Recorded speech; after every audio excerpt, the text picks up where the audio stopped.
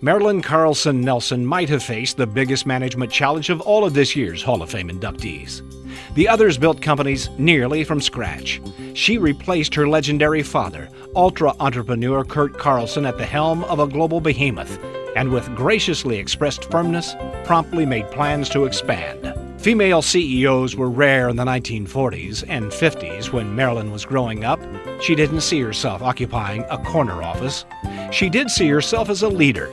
She studied economics at Smith College and an institute in Switzerland and landed a job as a securities analyst.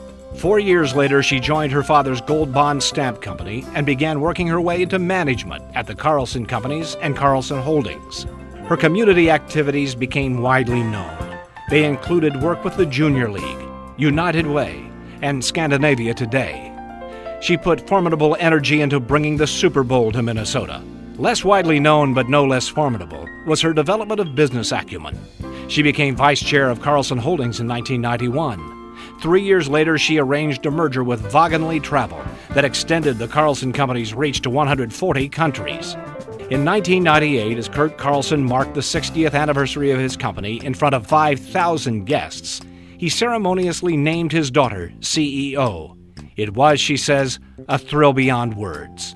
The company currently has 190,000 employees throughout the world and gross sales of more than $7 billion. MARILYN Nelson has plans to expand. She says, as long as you believe in what you're doing, believe that things are possible, and then never, ever give up.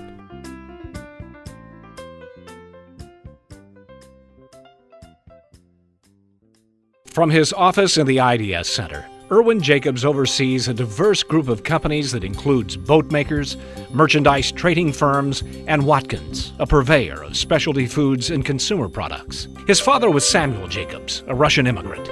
By age 12, IRWIN was working with his father buying and selling grain bags. He later became a liquidator of salvage yards and then a retailer of closeout merchandise.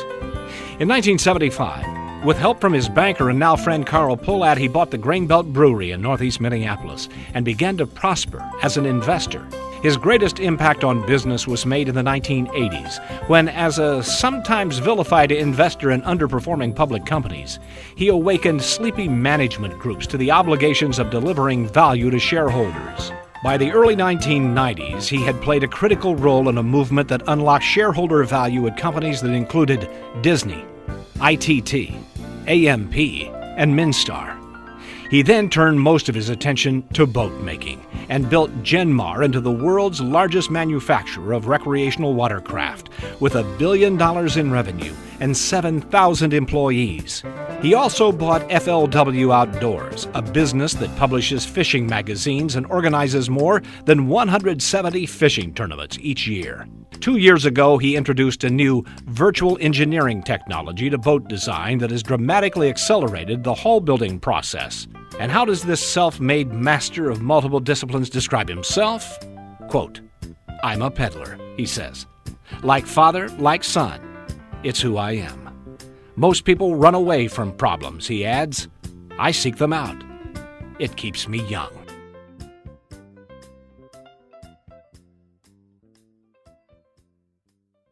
In a 30-year span, Harvey MACKAY built the tiny MACKAY Envelope Company into a $100 million corporation with 500 employees. In itself, that's an enormous accomplishment, surpassing the results of most careers. And yet the company might have become much larger, perhaps much, much larger, if MACKAY had not expended countless unpaid hours in community service, attempting to build a better University of Minnesota and Twin Cities business community. Or if he'd not taken time to author 5 best-selling business books, or to deliver the hundreds of speeches and write the hundreds of newspaper columns in which he's provided advice, guidance, and yes, inspiration to hundreds of thousands of business people. Or if, consummate Renaissance man, he had not become a tennis champion and speaker of Mandarin Chinese. He grew up in St. Paul and learned from his father how to make and keep friends. He went to the University of Minnesota and formed a lifelong association with that school.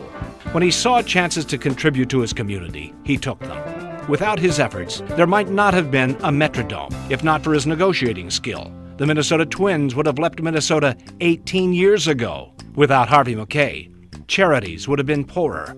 the Twin Cities, more gray. His Rolodex is huge. His loyalty to friends, legendary. He learned years ago to seek out and take advice from what he calls the old grizzly, the person 65 or 70 years of age who's still a hungry fighter. It's not a bad description of Harvey MACKAY today.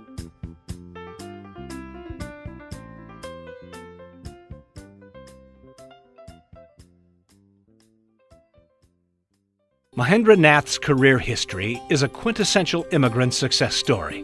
He arrived in the United States with $800, advanced his education, took a job, opened a store, and reinvested its proceeds. 3 decades later, owned 138 fast food restaurants, 2 hotels, 3 office buildings, and more than 1,000 apartment units. As an engineering student at the University of Delhi, Mahendra knew that he wanted to be an entrepreneur, quote, to be my own boss. For 6 years, he and his wife, Asha, put aside money from every paycheck from his job as an engineer. In 1971, he and a partner opened India House, a store selling Indian imports near the University of Minnesota. 2 more stores and a wholesaling operation soon followed. So did investments in real estate. In 1990, Mahendra Nath had money to invest and put some of it into 2 Burger King franchises. He improved the buildings and the management, and sales doubled. He bought out the franchisee of 21 Burger Kings, and in the next 7 years, added or built 115 more across the United States. By 1997, after a year of evaluating 38 potential investments, he diversified into 11 Denny's restaurants, a Radisson Hotel in Roseville, a Quality Inn in downtown Minneapolis, and Axel's, an upscale restaurant. He serves on the boards of Normandale Community College and Children's HeartLink, which provides free heart surgery to poor children. Quote, I feel very content, he says. I thank my stars from what I've been able to achieve here through good luck, hard work, integrity, and trust.